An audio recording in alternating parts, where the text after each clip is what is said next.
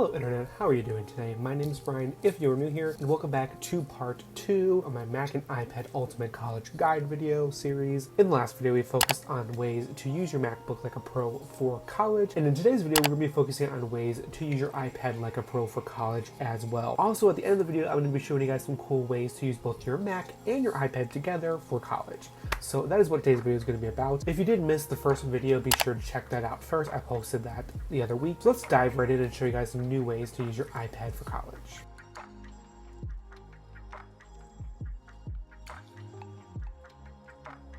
Welcome back to part 2 of the Ultimate Mac and iPad Guide for College. So today we're going to be focusing on, of course, the iPad. We have the iPad right here. I'm going to be showing you guys some cool tips and tricks of how to use your iPad best for college.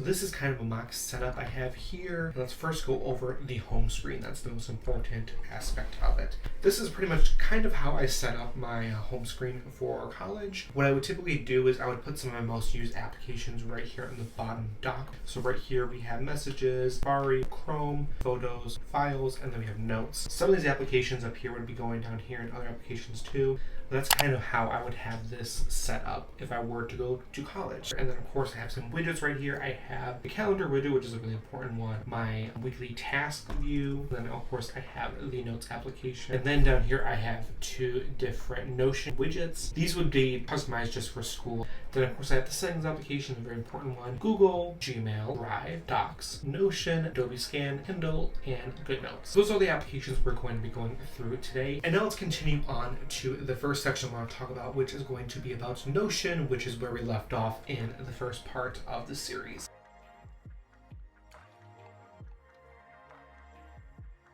Here we have Notion. It is very similar to the Mac application. So we are going to set up a new page for school. So we're going to hit new page right here. And we're going to call this after a class. So we're going to name this class. This is going to be COM 391 here. And we're going to customize this to be a class. And as you can see, we can add an icon right here. So there is going to be our icon right there. And then you can also, of course, add a cover right here on top. And we're going to have that be our cover. So now that we have kind of the aesthetics out of the way, I'm going to show you guys how I would set this up for a college class. To be honest, I did not really use Notion for college. I used it more for personal organization. However, like I mentioned in the last video, is that it is a very good free tool that you can use to set up to take notes in classes. And as you can see right here, there's a bunch of different things you can add to it. I think for a class, what would be really important to do is to do a calendar. So we can create a brand new calendar right here, start with a blank date, and voila, right in Notion, I have a calendar set up. This is really cool and very helpful. So say I have an assignment due on the 20th. I can add a new item into here. This is going to be a term paper. It is due on August 20th, and we can even add comments to this too. And you can just, of course, just add all of the stuff that you want the paper to be about. As you can see, the term paper is right there. This is really cool and really robust. I also want to highlight right here that when you start a new page view, there's a bunch of different options for students. So as you can see right here, these are things you can actually add into your Notion template, which is quite cool and very helpful. Right here, it made me a grade calculator, which is super cool. There's so many cool things you can do inside Notion, and the best thing about Notion is this is completely free. So you don't have to worry about paying for something once or twice. This is quite cool. So now we're gonna move on to GoodNotes.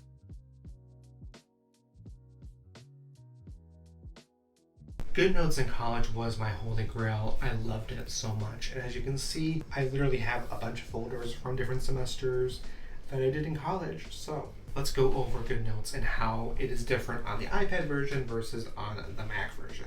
I'm going to show you guys some different ways that I did use GoodNotes in college. The main thing I used it for was to make a planner. These are just examples of how I use my planner on GoodNotes for my spring semester. This is really cool. I love adding a planner to GoodNotes. So what you have to do this is you have to download a planner separately.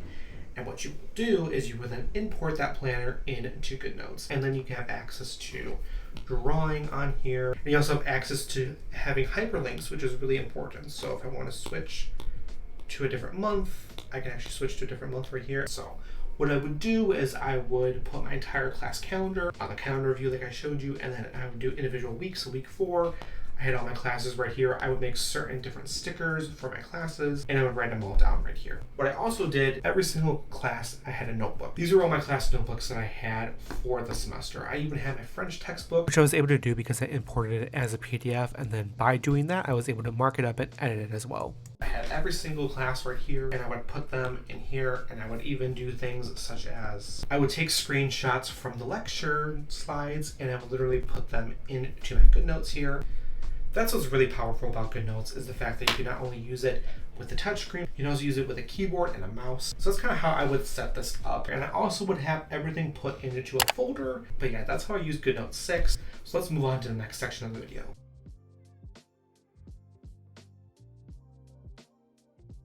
I next want to highlight all of my Google applications that I have right here. I would say the Google applications in college are pretty much essential. I use all these applications all the time. My school relies on Gmail services, so I have the Gmail application there. It's pretty self-explanatory as well as a Google application, but I think the Google application is actually pretty helpful. So the cool thing about the Google application that it's not just search, it's also identifying music, it's also helping you shop, it's also helping you translate, search something on your camera roll, and also have homework cameras. This, you can actually search a homework question. So if you have a question on your homework, you can copy and paste that right in here and it can help you out. But you also have a math section. So you can do algebra, trigonometry, calculus. This is super helpful, and I wish I had this when I was taking math classes in college. Again, also Google Drive. I use this so much in college. I have so many different things on here. Similar to what I talked about in the Mac video, it's just your all-in-one stop for college. It allows you to, of course, have things on your computer, but also have it on your phone and also have it on your tablet as well. And the best thing about this too is that if you have a Windows computer or if you have an Android phone, everything will sync up together and everything will be synced all in one place. The Google Docs application is a little bit different on here. You do get access to pretty much most of the basic features on here, like text editing. I definitely recommend using Google Docs on the web browser. It's just a little bit easier. This is here if you need it. And then of course, we gotta talk about Google Chrome here. Pretty similar to the application on Mac, but it's a little bit more stripped down. You can have access to all your websites and stuff like that. You don't have access to the Google Chrome extensions on here, but like I said, great about this is everything is synced with your Google account. So we have different tabs, we have different bookmarks. It's all gonna be synced up right here. So that was kind of a basic overview of all the Google applications that I use, and I think they're really important to have access to.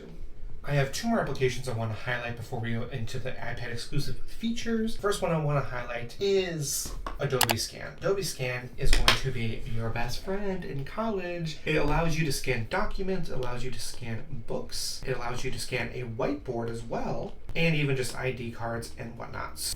As you can see, it allows you to scan documents. This is pretty straightforward. Let's just say I have this document I want to scan right here. This is, of course, from Sofia Camerta. So what I have to do is I have to have this in frame. I'm going to look for a document. It's going to capture it. There you go. It captured right here. We're going to name this document. We're going to name this test. And we're going to hit Save PDF. Again, this is pretty straightforward, and look at that. It scans it like this. Cool thing about this, you can hit share, copy this to device, and that allows you to actually save this in the Adobe Scan folder, so it's going to be available on the Files application of your iPad. I think it's pretty useful. It's definitely something I would recommend using in college. Next, let's talk about the Kindle application right here. Kindle is your best friend in college because you're going to be able to find so many textbooks on Kindle. And it's really cool to be able to have this on not only your phone, but also on your iPad. So I had a couple textbooks that I actually did use in college. What's nice about this is just like on a Kindle, you can actually highlight things. You can save certain passages on here. It's very, very useful, and I would recommend this to anybody. If you have a textbook assigned to you for one of your classes, I would definitely recommend downloading the Kindle application and just searching it and seeing if you have it available on the Kindle, because having an ebook is going to save you so much time and energy in college.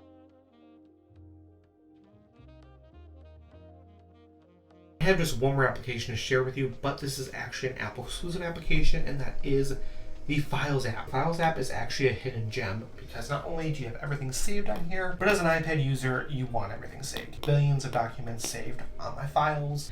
I have it not only on my iPad, but I also have it in iCloud Drive. This is going to be your best friend, especially if you are in the Apple ecosystem. You can have things on your iCloud Drive that are going to be accessible on your phone, on your tablet, and on your Mac. And what's also cool is, look at this. You can actually tag different things on different colors. I can press and hold this right here, and then I can add this as a tag. So let's say I want this to be yellow. And once you have everything color coded, you can go into the tags category and you can see everything grouped together by certain colors, which I think is really helpful, and it really helps you stay organized. Using tags is also a great way to stay organized. You can organize this by icons, you can do it by list view, you can do this by columns, you can then do this by kind type, you can do this by date. And that's an overview of how I use the Files application on my iPad for college.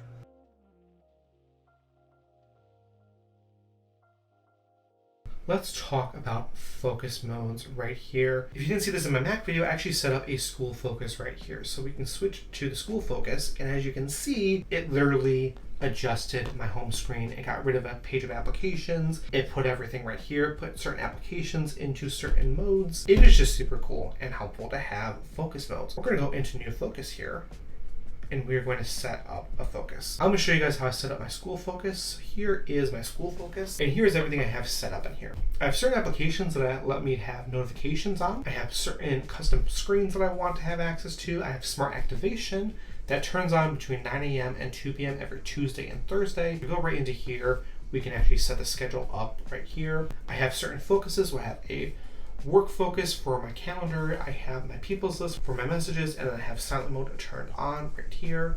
So this is just super cool. Again, I recommend you guys watch my last video because I show you guys how to set this all up on the Mac. And it's pretty much almost identical to setting up on the iPad and even on the iPhone as well. This turns on every day from 9 a.m. to 2 p.m. every Tuesday and Thursday. It's great. Again, you don't want your iPad going off in the middle of class. You want to have it on silent mode, and the best thing to do it is to have a smart activation and have a schedule. So, and again, if I want to get out of school mode, I can literally just turn it right off and I'm back to normal. That is how I do focus modes on the iPad.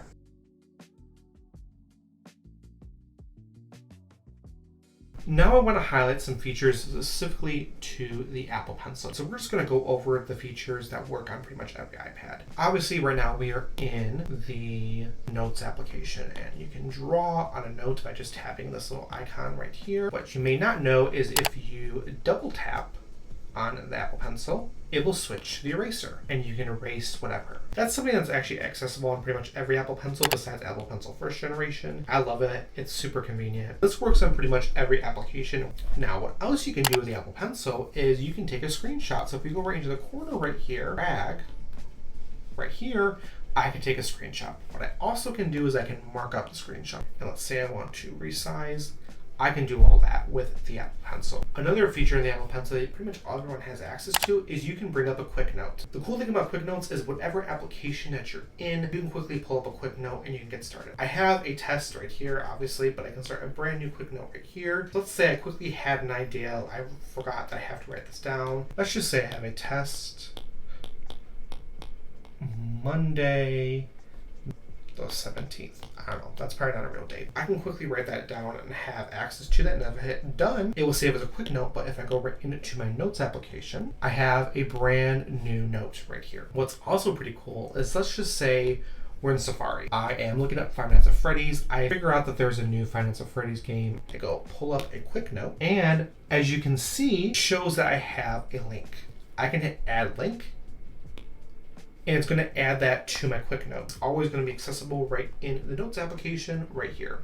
That is quick notes on the iPad. I also want to show you guys this last one. So let's just say you want to get into your iPad really quickly and write a note down. I can tap the screen and I can do an instant note, and I can simply draw my instant note. I lock my iPad and I have my note taken. That's another feature of the Apple Pencil and the iPad.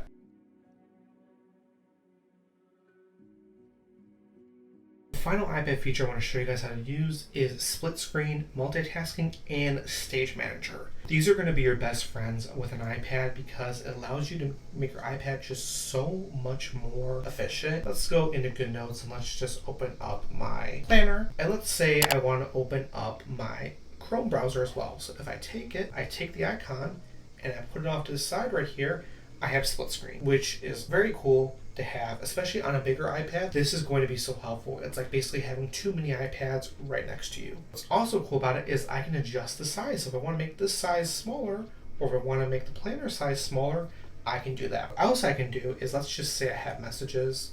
As you can see right here, I have literally everything on my iPad. I have 3 applications open at once. That is split screen multitasking for you. What's also cool is if you have an iPad with an M1 chip or later, if I swipe down right into here, I can open up this app right here, and this is Stage Manager. And Stage Manager allows you to literally dynamically change the size of any application and allows you to open up 3 or more applications at the same time. And I have a more efficient workspace because I have 3 applications open up side by side, and I have all of my recently open applications right here.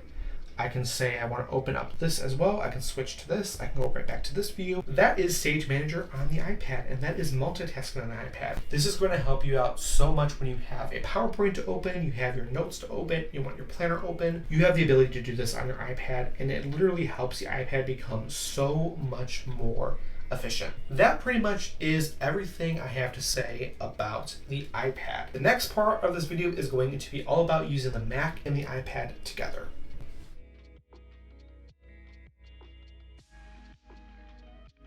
So we are now going to talk about how you can use both your Mac and your iPad together as one single computer. These 3 tips are going to be super essential to helping you be productive with both your iPad and your MacBook. The features we're going to be going over is going to be universal control, sidecar, and AirDrop. You probably know a few of these features. They really help you get into the Apple ecosystem and make you never want to leave the Apple ecosystem. So the first thing we're going to do is show you guys how to enable universal control. Universal control basically allows you to control both your Mac and your iPad with one singular keyboard and mouse. So as you can see, I'm using the trackpad on my MacBook, and I can go off to the side and control my iPad. I can open up an app, I can swipe out of an app, and it's very helpful, especially if you're in a setting where you have both your Mac and your iPad open together. I'm going to show you guys how to set this up. The first thing we're going to do is we're going to go over to the Mac and we're going to open up System Settings, and then we're going to go right down into Displays. And as you can see right here, they're already synced up together. This is how it's going to look when they're synced up. But how to set this up is you scroll down all the way to Advanced, and you're going to go to these settings, link to Mac or iPad. You're going to make sure all these settings are on. You want to make sure that allow your pointer and keyboard to move between any nearby Mac or iPad, push through the edge of a display to connect to a nearby Mac or iPad, and automatically reconnect to any nearby Mac or iPad.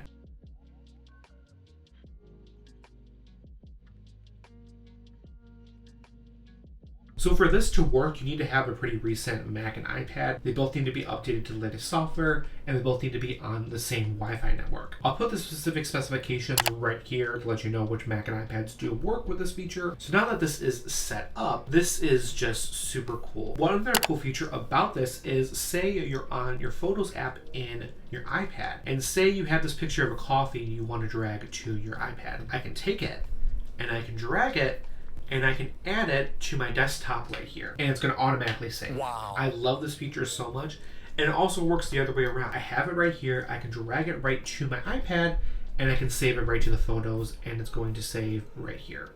That is super cool and convenient. Say I'm in my Good Notes here. Let's just say I want to take a picture from my desktop and put it on my planner. I can take the picture right here, I can drag it, and I can add it right to my Good Notes right here, and I can resize it and whatnot. This is just super cool, especially if you're taking notes on your iPad. Here's a scenario I actually used before. Let's say you're taking notes on your iPad and you have your PowerPoint slide on your MacBook. You can take a screenshot of the PowerPoint slide on your MacBook and you can drag that directly onto your iPad, so you can add that to your notes. I love this feature. You're gonna love this feature, especially dragging and dropping files between it. That is how you use universal control on both your Mac and your iPad. Next, let's talk about Sidecar. Now, what Sidecar lets you do is it allows you to use your iPad as a second monitor for your Mac. Here's a screenshot of how you set up Sidecar. It's pretty similar to setting up universal control, but basically you just have to follow these steps and it'll be set up for you. If you want to get this activated, you go right into System Settings on your MacBook. You go into Display, and then you're going to go right down here and you're going to hit Extend Display.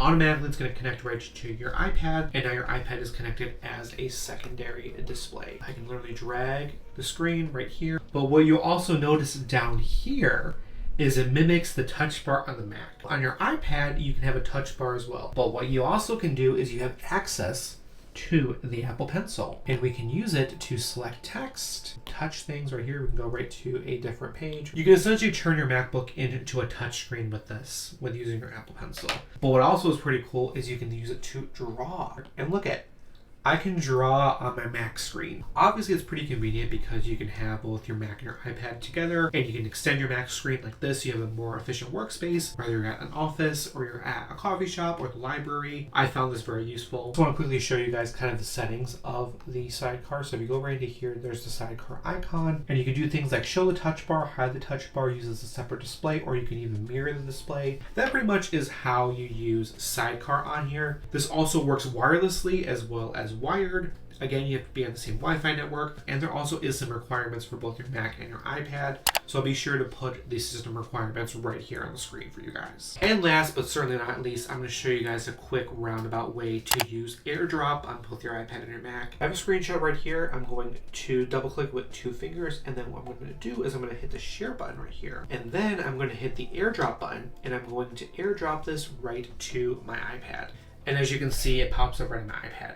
And again, to use it on, let's say I have this screenshot right here. I'm going to go right into here, the box in the corner. I'm going to hit AirDrop. I'm going to AirDrop it right to my MacBook. And right here is the file. That's kind of how you use AirDrop. All right, guys, that pretty much is it for the Mac and the iPad section. Like I said, these are very cool tools that will definitely help you be more productive in college. That pretty much concludes this section of the video. And that is a wrap for today's video. Thank you guys so much for watching this. I hope these tips and tricks really did help you out finding ways to use your iPad best for college, as well as I hope that last video helped you on ways to use your MacBook for college and also ways to use both your MacBook and iPad for college. I use all these tips all the time, and I find them really, really helpful and very important. Not only me, but also a lot of other college students love to use these features, so I wanted to make sure I wrapped them all in the video for you guys. If you did enjoy this video, be sure to hit that button down below and subscribe, and click the notification bell to get notifications on whenever I upload next. And also be sure to follow me on all the social medias. Links are going to be down in the description down below. And yeah, I shall see you guys in the next video. Have a great day. Bye.